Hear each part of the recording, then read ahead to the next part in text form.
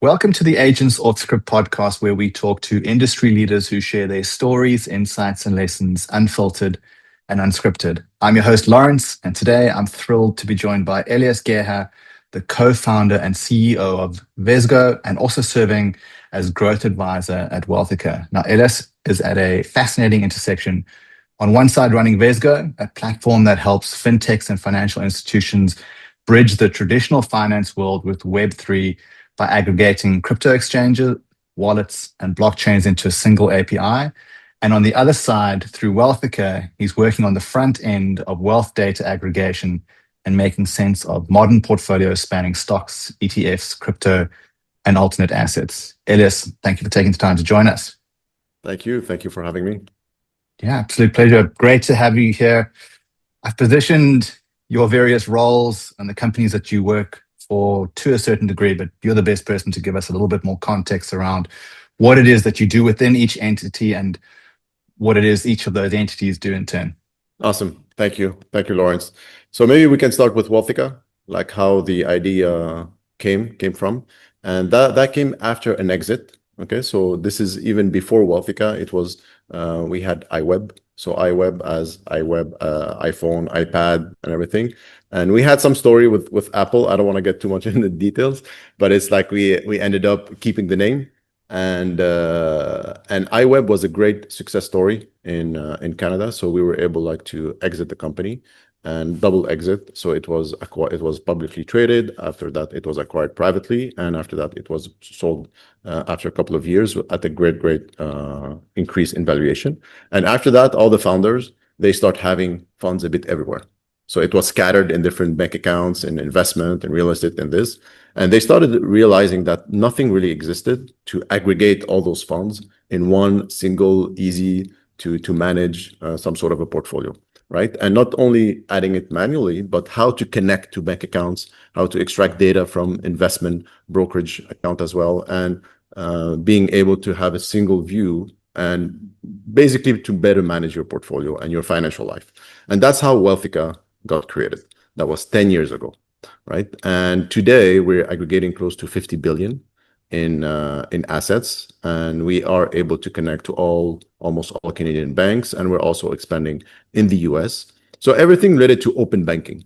So the open banking term, it's very developed in North America, in UK, a bit in Australia, and in Singapore. And open banking, the concept of open banking, basically it means is, for example, when everything happened with the GDPR and cookie and privacy and all this wave, and now on all the websites that you go, there's always asking do you want to share your cookie or not? So this privacy with the GDPR, open banking came right after it. And what it says is your financial data that you possess are your property and not the bank's property. And that's the open banking. Technically, it's banks, they should be allowing and providing APIs to fintechs, okay, to allow fintechs like ours to extract data from your bank account. I mean, when I say extract, it's in read only. So we are able to see your financial life and just for better management. So that's the concept of open banking. And fast forward now 10 years, we have close to 100,000 users/investors that are using Wealthica. Again, we're expanding in other regions as well. And but those investors started requesting to also see their crypto assets.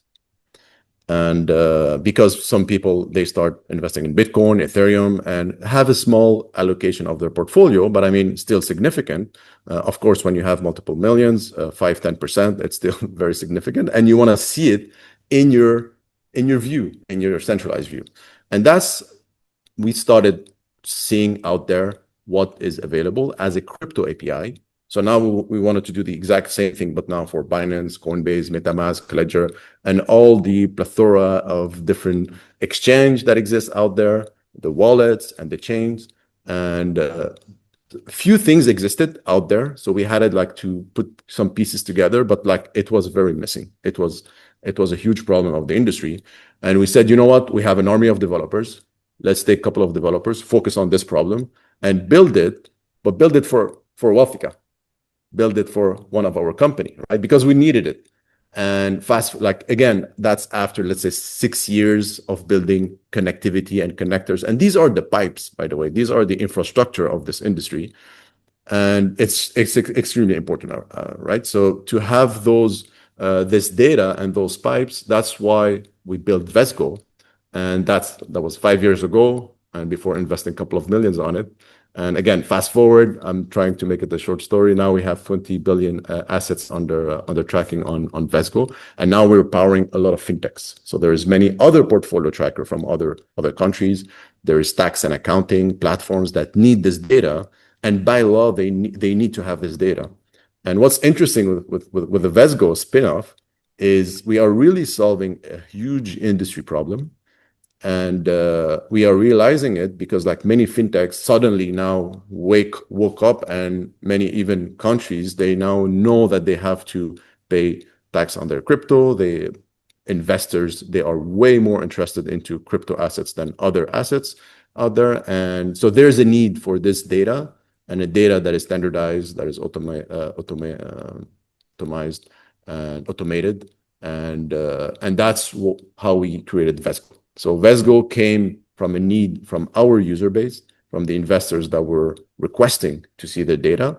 And it's not an easy problem to solve. And I can get into we were able to survive a couple of crypto winters, and we saw a couple of funny things in this industry. It's been a while. And what I love about being CEO at Vezgo is I'm exposed to an amazing industry, but at the same time, we are really solving an important problem. So we're solving an important problem. We're working with very credible company, with asset managers, with banks, with huge accounting firms as well, with legal firms. And when I'm talking to those companies, I have the first seat of this industry. And because I'm exposed to all those innovators and all those new companies that are emerging from this industry. Super interesting, and certainly a really great story around versatility. So you're steering Vezgo and you're advising at Wealthica. I mean, these are two companies that essentially sit on the opposite ends of the fintech stack. I mean, how do you define your leadership role across both, and what sort of guides your decisions in what is a really fast moving space? Yeah. So it's a very important question, because, like, you can get lost very quickly in a million different things that you can do. And I always like to go back to the fundamentals. And it's basically like, you need more people coming, knocking on your doors, asking for the product, and you need satisfied client.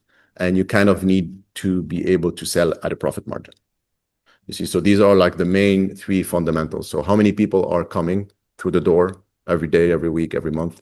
Are people satisfied? Are the client satisfied? Or do they not only pay you, but they pay you and they say thank you? So it's not enough to just get the money. It's like people really, and that I learned it as an entrepreneur, and when I was either selling services or product. It's not enough to get paid. You have to get paid, and the person has to say thank you so much for the service. You really solved me a problem. Not like take your money and leave me alone, right? So it's if not, I will not take it. So that's why. So the product has to be strong. The market has to be interesting as well. And especially now lately with all those AI startups that are emerging left, right, top down, and they're trying to find a problem to solve. You see what I mean? Instead of like, and it's not about falling in love with your product or your solution or your business. Of course, you have to enjoy where you're working, but it's more about the problem you're trying to solve. And sometimes, like many people, they reach out to me as just because for a couple of advice, or just to share their story as well in terms of their startup or scale up.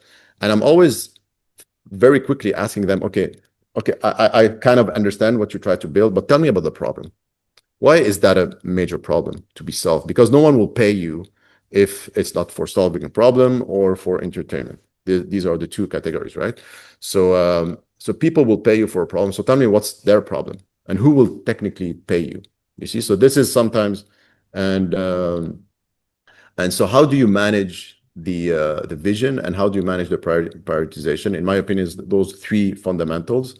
So more people coming in, happy customers, okay, and selling at a profit margin. You don't want to sell at a loss.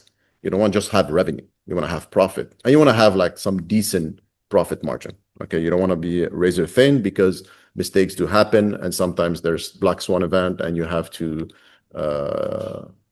survive a couple of weeks, of months of the company. Like I know, for example, on Microsoft, and they still have it. They have a year of cash reserve just to be able to fund everyone. And like in some period, we were burning a lot of money. You see what I mean? So $250,000 a month, and that was not a fun period of this startup. And it's always like a couple of stages.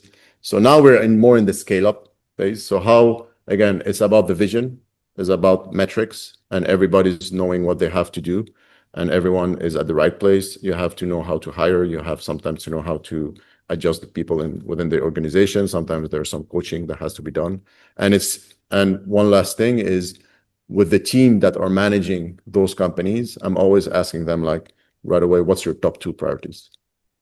So what are your top 2? Because if we don't, before telling me that you have 48 things that you have to do, tell me what are your number 1 and number 2. And I like this top 2, and sometimes I get challenged on it, and some people will say, at top 3 it's better because 3 were used. No, but the thing with when you have 3 priorities, they start competing, and now some people, they say, if we do 2 and 3, maybe it's better than 1 and whatever. So versus when you have 2, is like you have enough, then not just 1, and at the same time which one is important, right? You will not invert them. Versus when you start having 3, that's where there's some debate that will have. So if we don't agree on the top 2 priorities, so everyone should have their top 2, everyone should have their metric, and you try to manage the people based on the goals that you have to accomplish. And that's how you're able. And in just before Wealthica and Vezgo, I was in another company where I had an unlimited budget, advertising a budget, and that was like, it was literally like I could have spent $1 million more or less, or 2 million like the next month, without asking for any. Like, we had it to hit certain ratios, of course, and I was managing 6 brands at the same time. So I was managing 6 companies at the same time, and I was always like, everyone that were in those different business units, there's always, tell me your top 2 priorities. And if we don't agree on the top 2, there's no point to discuss the 48 other priorities, right? So everyone kind of know their top 2 priority. And I'm not sure if that's a business concept that exists, but maybe someday it will become a thing. So that's a bit how I'm able to manage all this chaos. Super interesting. I mean, I'd love to dive into the idea of the top 2, because I personally use a top 2 theory, but it's more about driving my day-to-day execution. Essentially, what are the top 2 most important tasks that I need to achieve today that's going to drive our business forward? Interested to understand the time frame that you place on the top 2 that you've just mentioned. Is it a little bit more of a longer term top 2 play, or is it more sort of finite? It's I would say it's a universal thing. So for example, you have a top 2 for the business, you have top 2 for the let's say group, let's say marketing or sales or development or whatever, and you have the top 2 per person. You see, and again, this top 2 is really interesting because it doesn't leave room for a lot of confusion. Because again, it's always a communication problem. There's always a communication problem, and that's the source of all, let's say, confusion or frustration or misalignment or whatever. So by making sure that everyone knows their top 2, and you cannot go wrong, and you can remember. So when you manage like 23 people or whatever, or 2 or whatever, so if everyone has their top 2, and of course I like using collaborative online tools, so I can click on a link, and sometimes, especially when you work in a remote only company, there's a lot of document that get generated, and everybody have their version. So there's final version 28, and this other person have another version, final version. And you see, so another thing that I love establishing right out of the bat is a link to everything document.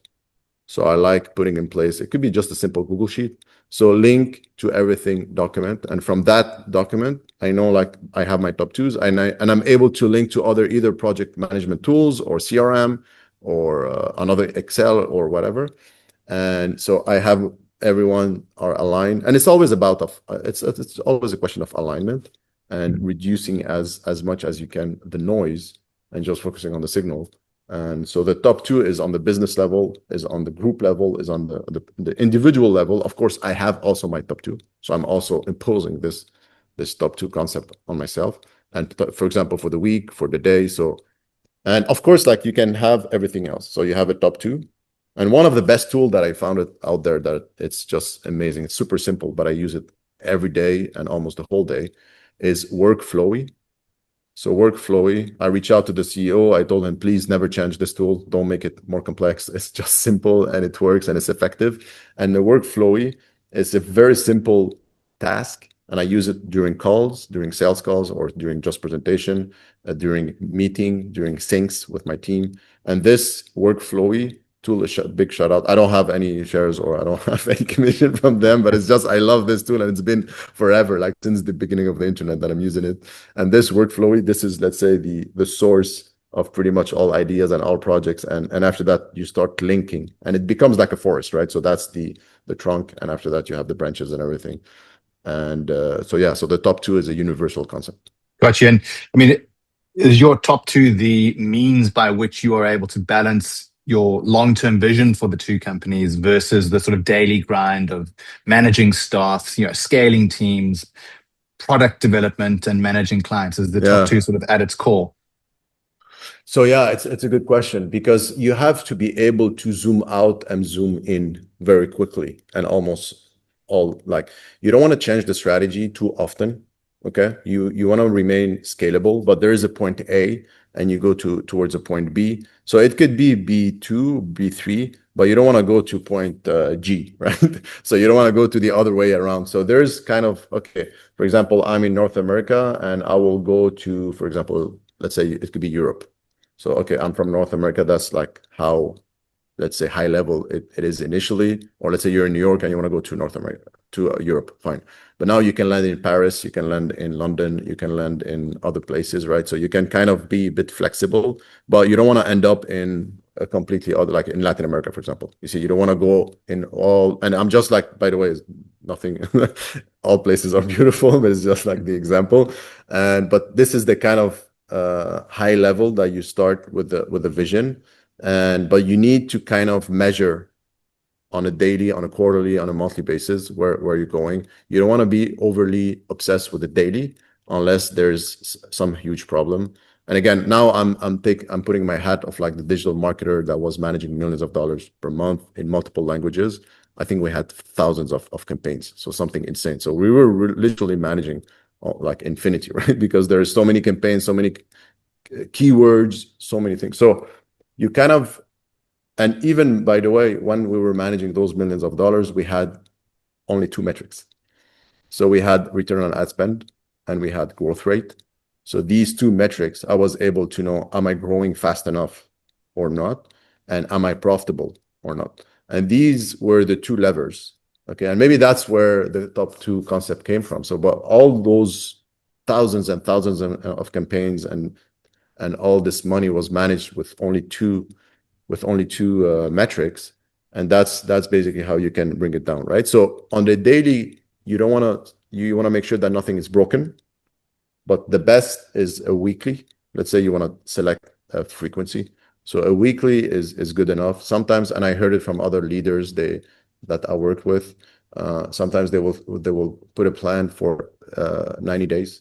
So for 3 months, so a quarter. So you kind of know exactly what you're going to do, like for the next 3 months.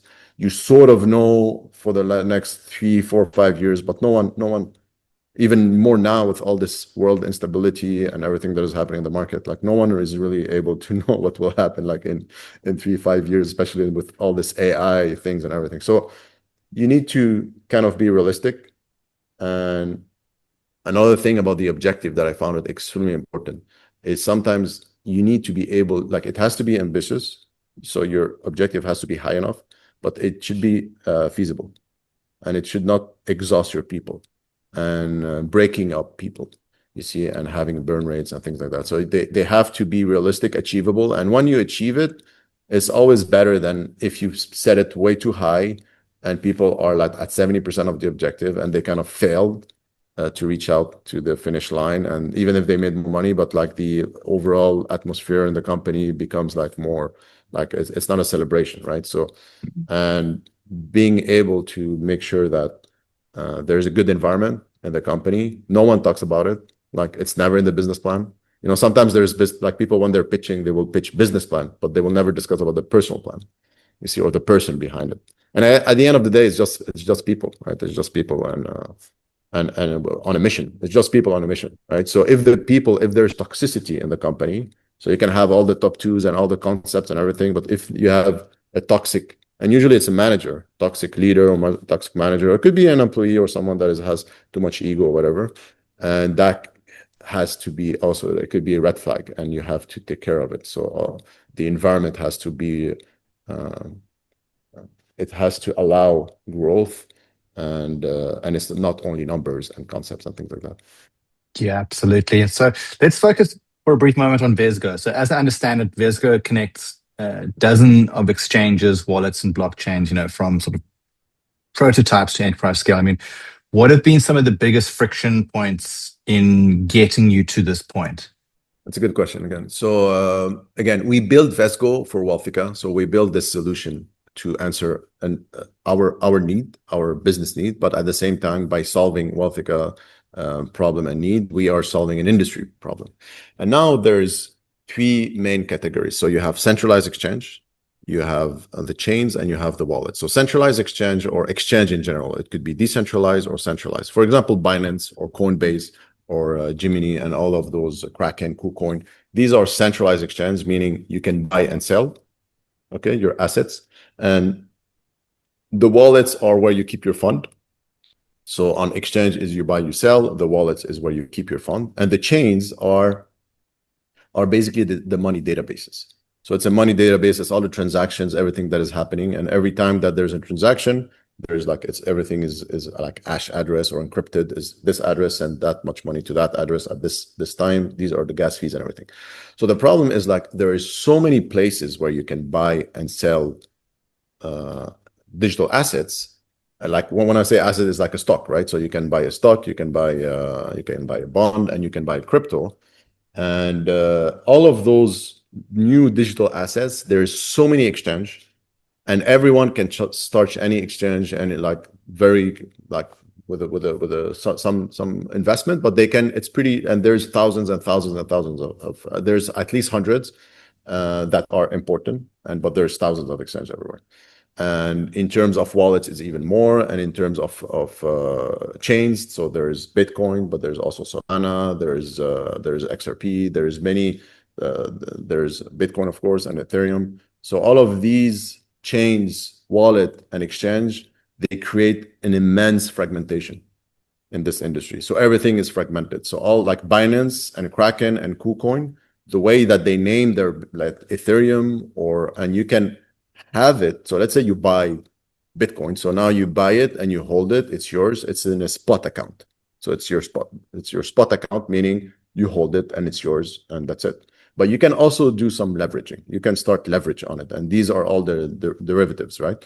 So you can start betting on the future. So now you can have futures. You can say, okay, this thing will go up or will go down. To not name anyone on Twitter or whatever, this person will say something and it will go down or it will go up, right? So you can start betting on the future. So that's a future. You can also stake it. So on some chains, you can take your, for example, Solana, and stake it, and you can start having an interest rate. So some platform will pay you a percentage, okay? You have gas fees. So every time you do a transfer. So all of that, just to say, there's a lot of data that is scattered everywhere, that is extremely fragmented, and every exchange, every wallet, they can just, like, they have a group of developers, so they're not incentivized to establish some sort of a standard. So they will call Ethereum staking, they will call it stake. The other one will call it staking. One will say ETH.S, for example, staking. The future will be F. The other one will call it perpetual. So everything is completely deorganized, and our mission and what we do, not only connecting to all those platforms, but we also establish a standard. So we're establishing a standard in the industry that doesn't exist. And at the moment, I mean, and we can get into that, but some people tried to solve this problem. And actually, one of the company that tried, they played that they were a client before, and they tried to get as much information. I was like kind of like telling them, hey guys, you have to start paying because you're using, and it costs us money and everything. And they said, no, we don't need it. And I found it weird that the conversation didn't, like, it wasn't logical the way that ended up. And after a couple of days, we saw them, they start competing against us, right? So they start competing against us. They copied like verbatim, like all this documentation, all our API documentation. They just changed the logo and everything, but they weren't able to continue. They just failed. There's other companies that tried and they end up pivoting. And it is a tough problem to solve because you have to establish a standard in an extremely fragmented and deorganized industry.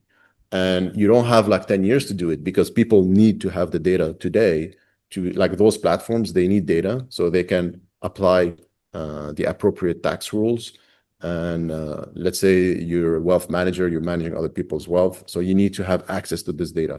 So not only we're able to connect, so we build all those connectors, but we are establishing a standard. We're getting closer and closer to big exchange, to important exchange that we can kind of know what is happening before they do the change, because everyone can not only establish this connection, but they can change their API and things start breaking. And so you need to do also the maintenance. So you have to maintain it and everything. So that's the main challenge that we took in that our positioning is establishing a standard. Is, for example, a company wants to have this data and they just woke up suddenly and they will find out that it's very overwhelming. And that's basically how we get most of our prospect and clients, is when developers realize that this thing to connect to all of this world that is completely deorganized, it will take them at least a year to a year and a half. It will cost them in terms of development, time and resources, like a minimum $1 million, if it's not 2 million. And this is distracting them from their core development, which let's say they're building an app and now they need the data. And they will say, oh my God, and every single exchange will take at least a month to 2 months. And there's hundreds to make. And not only you have to make them, you have to standardize them, you have to store the data. Because once we establish the connection, we keep this connection active and we are fetching the data on a daily basis. So we become like a data warehouse, right? And we have like open windows on our clients' platform, so we kind of understand where the market is going and everything. It's a very interesting positioning, but it's a tough problem to solve. But hey, I mean, now again, fast forward 5 years, people find us through AI, so almost all AI. And every time I have a call with a new company, I'm always asking them, how did you find about us? How did you hear from us and everything? And almost the big majority is AI, is ChatGPT, is Perplexity, is Claude, is almost all the other Grok. So every time I'm asking them, and not only asking AI, but which AI is referring us. And I like internally, I did it for fun, just like also to motivate the team. I just asked ChatGPT who's the biggest and the best crypto API aggregator in the world. And it positioned Vezgo as first. So I said, even ChatGPT are putting us in. So it's fun after all those years and this struggle, and it wasn't always easy. But now we're in a good place where we're attracting big asset managers. We're attracting big companies that know they have the problem, and they are looking into integrating us. Amazing. I mean, it's a fascinating story. So you initially built Vezgo to solve a problem for Wealthica. Was there a moment, sort of like an aha moment, like, geez, we can go to market with this product? And if yes, how did that come about? Yeah. So exactly. So the way that happened, it's been like on the Wealthica for the last it's been 6 years that the developers on Wealthica were developing connectors. Okay, and it was already a very hard problem to solve in Canada, because the open banking is not as open as other countries. Like they have the interest, but there's some delays, and some banks, they still have to accelerate their innovations around open banking. So we have to be very creative to be able to connect to those bank accounts and being able to extract the data. Of course, everything is in read only, so we're not moving any funds. So everything is very secure. We're SOC 2 Type 2 compliant. We're bank security level. So on the security side, we're very solid there. But it was already a tough challenge to solve. And banks are not as, I would say, are not as easy to connect to as crypto exchange, because crypto exchange, The UX in many cases are much better than other banks because now they are like the guys are very strong in innovation. The UX is good, the onboarding, and they do have an API. So the API is allowing us to be able to connect much easier than on the traditional finance front. Okay, so for example, also to connect to Interactive Broker, which is the investment broker, it's not that easy, right? And even our clients, when they try to connect to their like eToro or Interactive Brokers or bank accounts, sometimes it's a bit challenging. And so we have to do web scraping. We have to be very creative on the connectivity side. When we got technically pushed or forced to go build all those connectors on the crypto front, and we realized that it's much more feasible. It's faster. The big aha moment is we realized that, okay, someone was trying to do it, and after that, it was a big acquisition. And so they removed their solution, and it wasn't as developed as what we have now. But we realized that no one is trying to solve this problem. Everyone is building this Web3 NFT, especially when it was the boom in, let's say, 21, when even before AI, now we're in this AI trend, but like just before AI, it was the crypto. So every person that has a crypto startup was able to raise like tens of millions of dollars, if it's not more.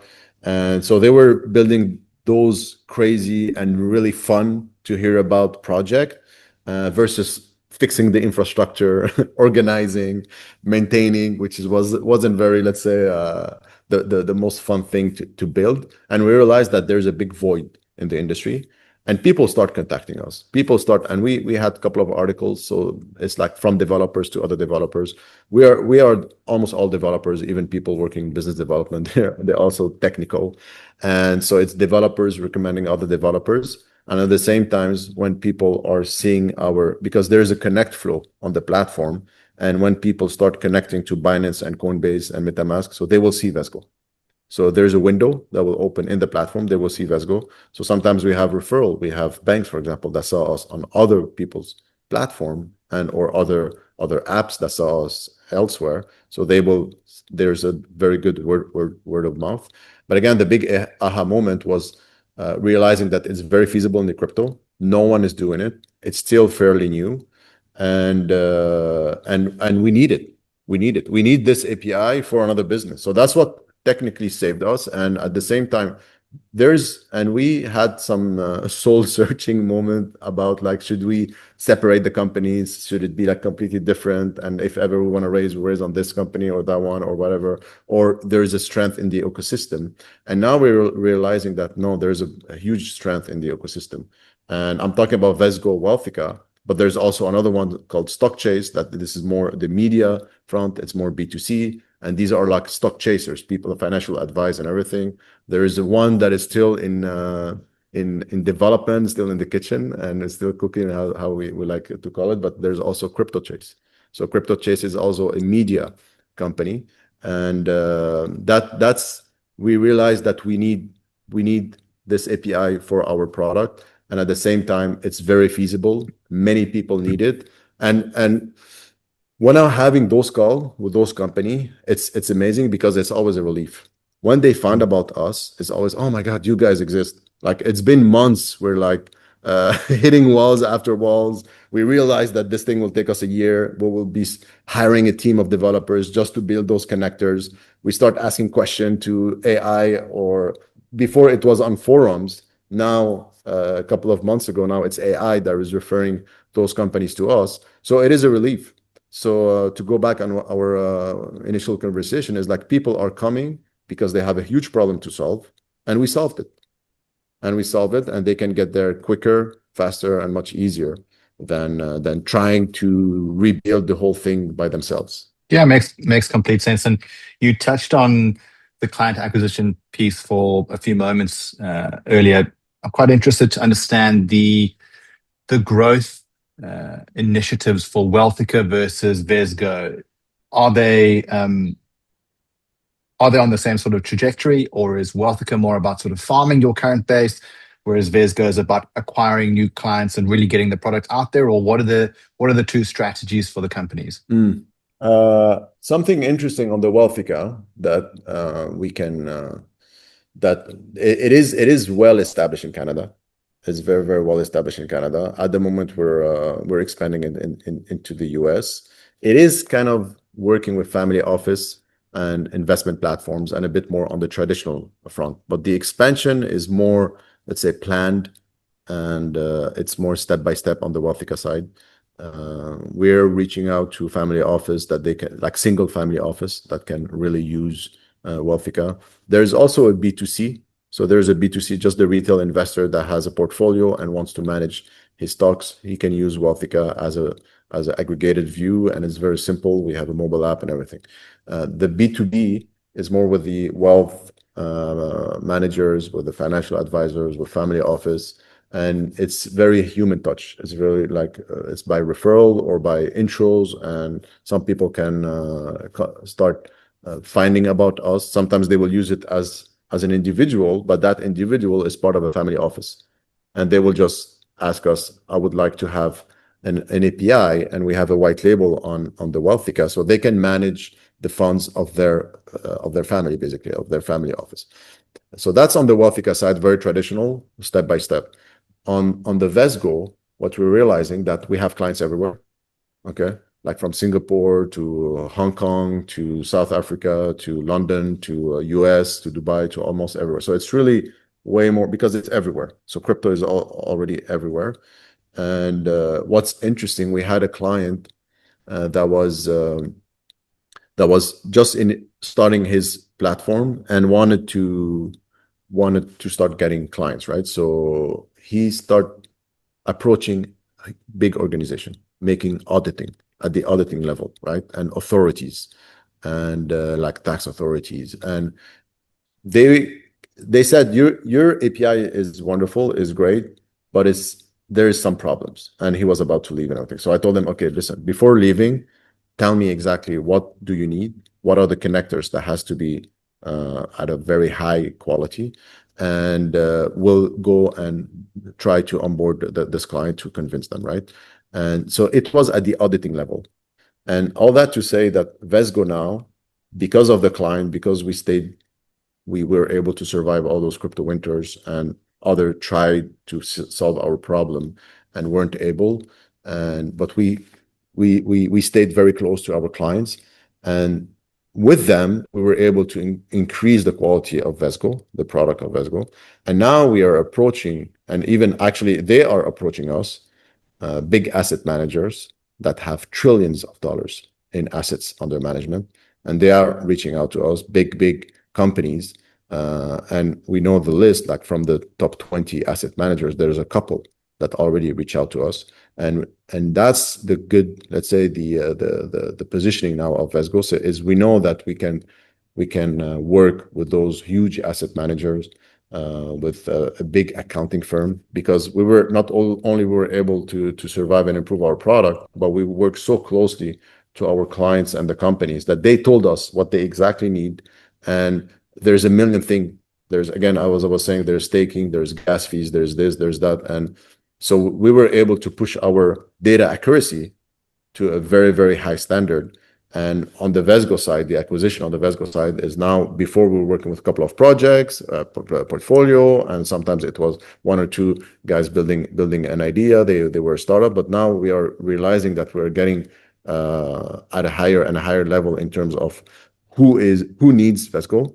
And we are getting, like, again, like from the top 20 biggest asset manager in the world, there's 3-4 that already know about us. They are evaluating like how to integrate us. We're in discussion with them.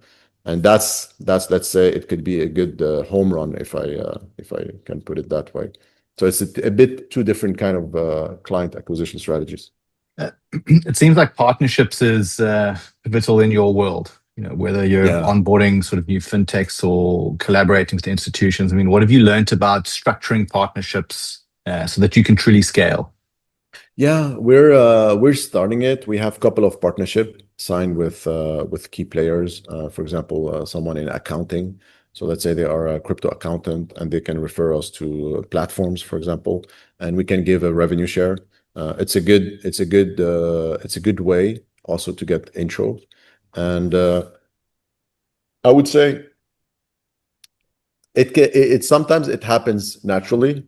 If we try and to hire people that will do referral and everything, it doesn't really work out. But based on my experience, but it sometimes those partnership emerge naturally because someone has the network and sometimes they will just refer us clients. So they will refer us prospect, and when it's 1, 2, 3 prospect, and at the end, you know what, we can put a referral program in place.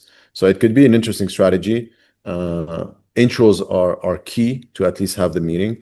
And what I always say is, like, if people need to gather the data and to access the data in a clean format and in a standardized format and have it on a daily update in real time and almost real time, Vezgo is an easy choice, right? Because what are they going to do? Build it themselves? Like, it will take them a year. It will be like at that stage, it's a bit like the ego, right? So sometimes some companies say, no, I'll do it. I will rebuild the wheel myself and everything, and fine. Okay, good luck. So you can, but if other companies, they will say, no, we will not spend time. We will not like waste. And it's usually they will buy time.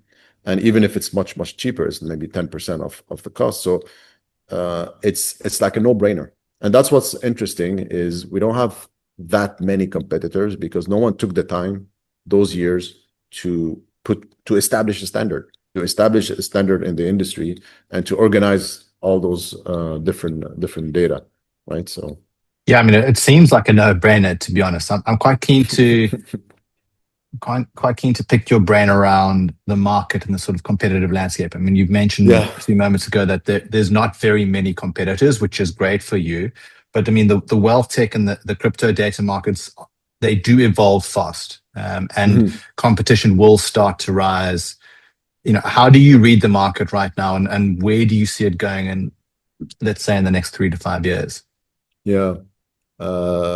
There's a couple of things. So sometimes we ask ourselves, because we're a read-only API. So we are a read-only API for many reasons. And sometimes we get a lot of requests from the market to do read and write, to execute trades. So because we already have all those connectors built, sometimes we can do triangulation between different exchange, we can do arbitrage, we can execute trades using the API. So a big question that we ask ourselves for the future is, are we someday going to allow the trade using this API, or we will remain a read-only API? Now, staying a read-only API, it's already a huge industry. It's a huge potential and a big industry because all those accounting softwares, all the portfolio trackers, all the wealth managers, and sometimes it's much easier to ask the user to connect in a read-only fashion versus a read and write, because a read and write you can start trading. Now you can trade in the exchange without taking the funds out of it. But sometimes we get requests from the market that, like, there's a couple, and I mean, sometimes they are a bit painful to turn them down because these are all huge potential, right? It's like millions and millions of dollars per client.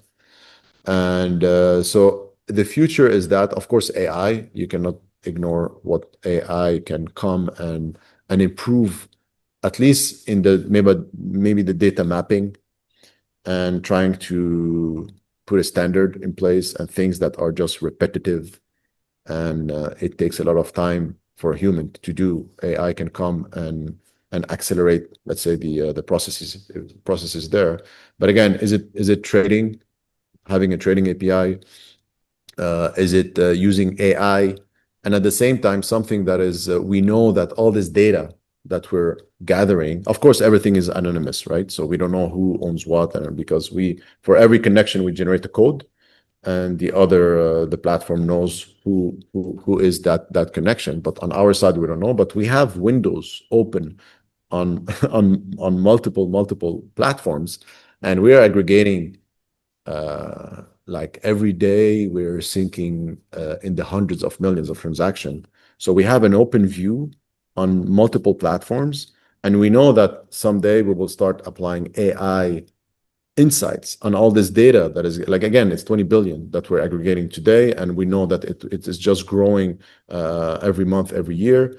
And once we will take AI and do maybe some machine learning on the data that we're aggregating, and that will be a gold mine for any asset manager that want insights, that want to know, okay, where is the market going?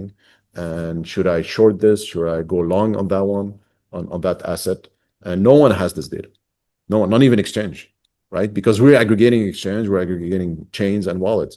So to answer your question, like in the future, we have multiple questions. So those questions, the first, are we going read and write? Can we use our API? And if we do read and write, now we will go and work with algorithmic trader, with hedge funds, with quant funds. That it's a whole different ballgame, right?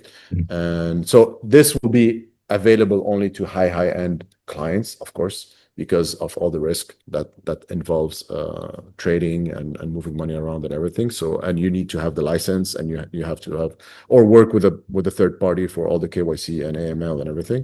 So that's why at the moment we say read only. It's way more than enough for us.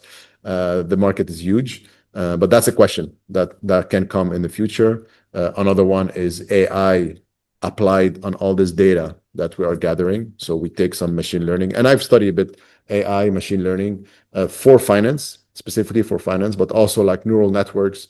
So are we going, because when you don't know what you're looking for, sometimes you can use neural network and they will kind of tell you this is like, they will find some patterns in the data. So this is in the coming years, we know that we have to get into analyzing the data through AI, and this will create some prediction, some insights of data that no one else has in the market, right? So at the moment, we're just like slowly and privately, we're accumulating all this data. We're making sure that we're giving a very good product, that the clients are happy, everybody's happy, and we're solving an industry problem. But we know in the future, in 2, 3, 4 years, and that's one of the other reasons why we're getting closer and closer to those big asset managers, because it will come naturally. Those asset managers that have trillions in AUM, they will naturally say, hey guys, have you ever thought about doing something like this? And I said, oh, what a great idea. Let's do it. You see, but we're just waiting for the right timing, and like for the stars to be aligned.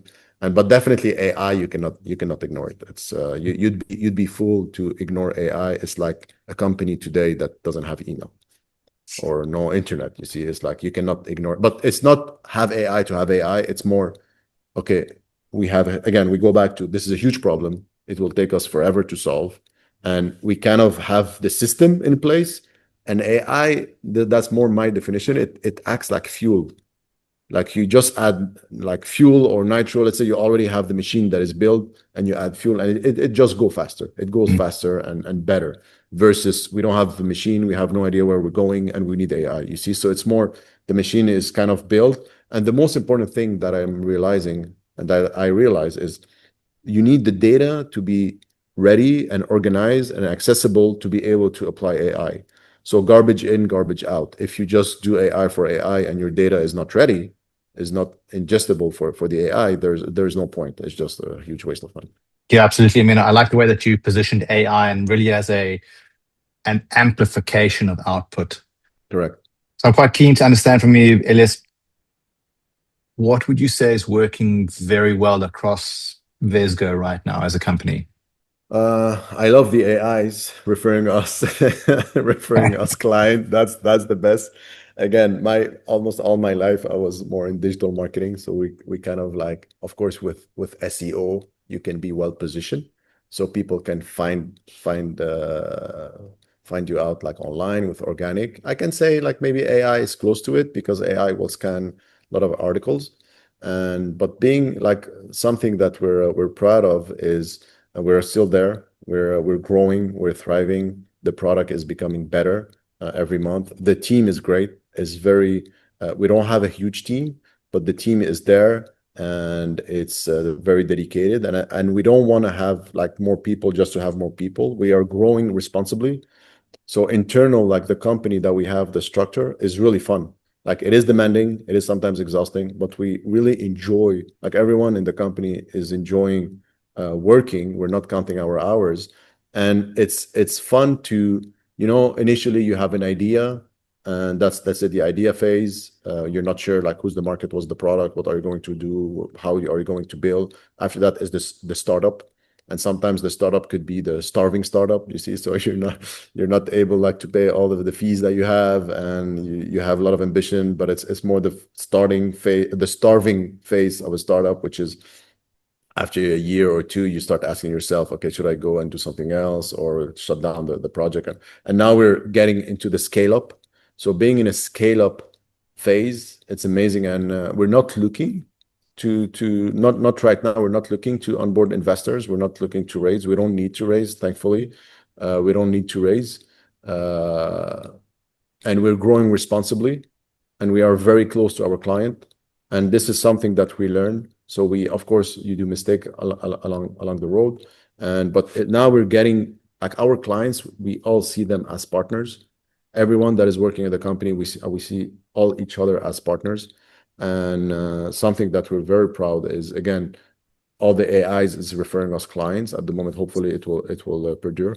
And we are really solving a huge industry problem. I got passionate with the industry. Initially, I had my reserve because there is so much noise, and there's the meme coin, there's the shit coin, there's this, there's that, and there is, let's say, 98%, 99%, in my opinion, it's noise, but the 1 or 2% of this industry is extremely passionate, right? And I'm always exposed. I'm always talking with other founders. They are approaching us with innovation. And what's very interesting with my position is, since we are an API, sometimes people reach out to us even before having a website. So they have a core team and they are building the next big thing, for example. Even going on GoDaddy or whatever hoster and putting just a web page, they need the API, they need the data. So they will start looking out there. They will go on ChatGPT or Grok or whatever, and they will book me for an access for the API.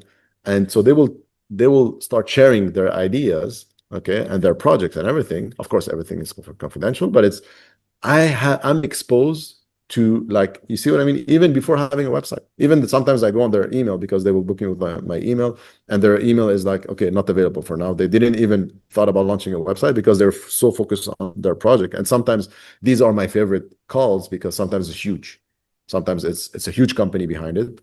And so that's what I like. I have this, let's say, information from the market, and I'm meeting so many interesting people around the world, right? So it's fun to like the product, to enjoy the people that you're working with, to enjoy the industry, and and at the same time, you personally, you're adding some value to the marketplace, and also the company is adding value to the marketplace. And I would tell you, it's not that easy because it's so common to sometimes have some toxicity in a company, and sometimes you just accept it, and it could damage a lot of things. It could slow you down. In some cases, it could also destroy the whole company if there's a shareholder fight. So the shareholder are fighting or things like that. It could just derail the whole company, right? And all of those human things and personal stuff are never, let's say, forecasted in a business plan, right? Or even like thought of. But it is a risk. It is a risk that has to be accounted for, right? So, but yeah, it's a fun positioning. Now I would tell you, after like today, Vezgo is like on a very good trajectory, and it's very fun. Well, that's super exciting. I mean, I always like to counter my question about what's working well with trying to understand what's currently not working well, or where are the frictions, where are the bottlenecks, like what are the immediate challenges that you need to solve to kind of open the floodgates? I would say you're always trying to the thing is, you're improving the product, you're getting new customers. The more clients that you have, sometimes the more work that will impact your business, which is good because they're paying. At the same time, you want to help as many companies as you can and as you want, but not all companies have the budget to pay. Sometimes it's just a small project, but you're a bit torn down between, okay, should we have like a lower plan to satisfy, let's say, small projects, and on the volume it could be interesting, but the problem, you'll have way more demand on the customer support, or do we go more like mid-tier level, or very enterprise, which takes time. So the enterprise deal, it will take months and months, versus the small ones, you can get like transaction without talking to anyone. So should we focus on product building or customer satisfaction or acquiring new customer, client acquisition, right? But again, nothing comes without any cost. There's always like a cost reward ratio, right? So you always have to, and it's juggling with all those priorities. Should we continue in our trajectory, or try, like we already raised, so we have this experience of working with investors, and should we raise another round? Should we continue growing responsibly? Should we scale? Should we onboard like 6 more people today, or should we go one by one? You see, and at the same time, this is just on the Vezgo side, but don't forget we also have the other brands. So we're managing an ecosystem. But at the end of the day, it's people that wants to manage their, let's say, financial life on a personal side, which is the B2C, on a B2B, which is with the APIs, and there's traditional finance and there's crypto. So we're capturing a bit like many things in this industry. But I would say the big challenges is always, and maybe as a manager and as a leader, is juggling with all the priorities. Where do you put your attention? Where you put your investment? And how risky it is. And sometimes you don't want to be like too deep in the weeds, because sometimes you can miss a huge opportunity.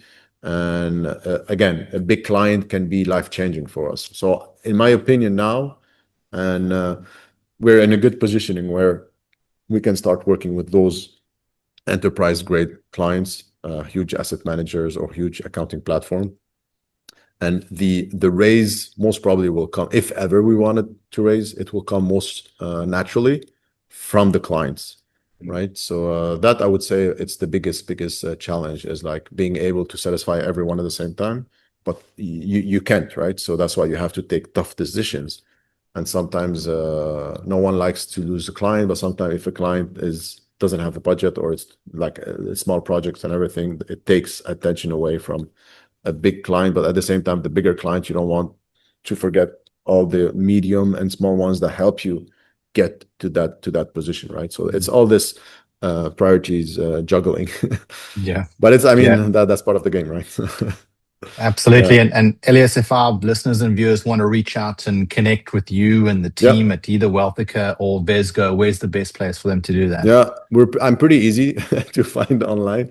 So it's either Vezgo, vezgo.com. There's a booking calendar, and it's my calendar, so it goes straight to my calendar. And that will be the last thing that I will delegate in this company. Like the initial first call with a company, as you, Lawrence, is like I'm also like kind of a super connector. I love connecting with like many different founders, exchanging ideas. I'm learning so much. And so on Vezgo.com, they can book me if ever they're interested in general to discuss about like the industry, or they're interested into knowing more into the APIs or the solution that we have, or also on LinkedIn. And maybe we can share it. And most probably like this video will be on YouTube, on all the platforms, but maybe we can share it in the description. I can send you and LinkedIn is pretty much, this is one of the platforms that I'm using every day. And so on LinkedIn or directly on Vezgo.com. Yeah, no, absolutely. We'll share the details in the comments down below. Elias, thank you so much for joining us on the Aegance Offscript podcast today. It's certainly been a fascinating conversation, diving into both Wealthica and Vezgo, giving us some insights into their founding and their growth and the sort of trajectory that they're currently on. So thank you so much for your time. It's my pleasure. And we'll keep Stock Chase and Crypto Chase maybe for another round podcast. 2. Yeah. Exactly. Amazing. For round 2. Take care. That's it for today's episode of the Aegance Offscript podcast. If this conversation sparked something, a thought, a question, or a new way of seeing your own business, like the video, subscribe to the channel, and leave a comment down below. We'll catch you on the next one. Cheers.